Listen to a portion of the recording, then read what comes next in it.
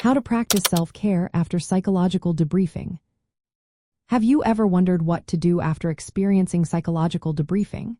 Psychological debriefing is an early intervention strategy used shortly after a traumatic event.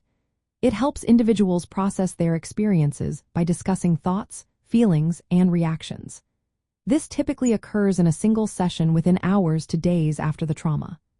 The goal is to normalize responses, provide psychoeducation, and encourage coping strategies.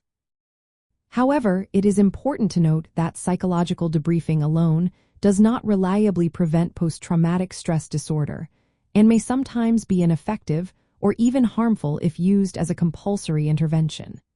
Given this context, self-care after psychological debriefing is crucial for ongoing recovery and mental health. First, allow yourself time to process the experience. Psychological debriefing is often just the first step. Give yourself permission to continue processing the trauma at your own pace. Emotional reactions may fluctuate, and it is completely normal to experience a range of feelings over time. Next, practice grounding and relaxation techniques. Engage in exercises such as deep breathing, mindfulness meditation, or progressive muscle relaxation.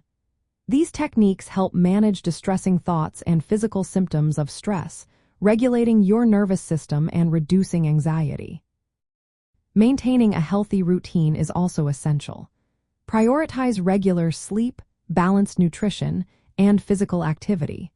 A structured daily routine supports overall well-being and builds resilience against stress. Seeking social support is another important step.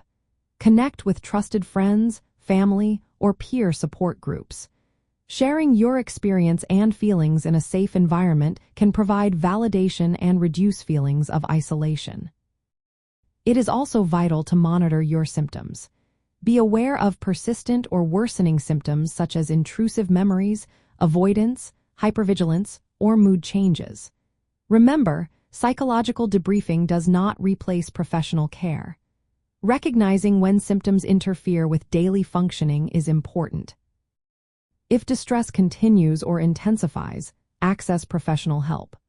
Seek assessment and treatment from mental health professionals experienced in trauma and PTSD. Evidence-based therapies like cognitive behavioral therapy or eye movement desensitization and reprocessing are recommended for PTSD treatment. Using psychoeducation resources can also be beneficial. Educate yourself about common trauma responses and coping strategies.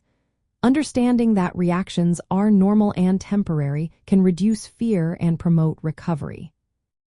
Avoid harmful coping mechanisms.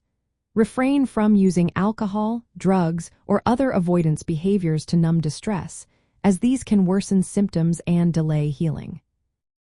Engaging in meaningful activities is another way to support your recovery. Gradually return to activities that bring you joy or a sense of accomplishment. This can help rebuild a sense of normalcy and control in your life. Lastly, practice self-compassion. Be gentle with yourself and acknowledge that recovery is a process. Avoid self-judgment for any difficulties you experience.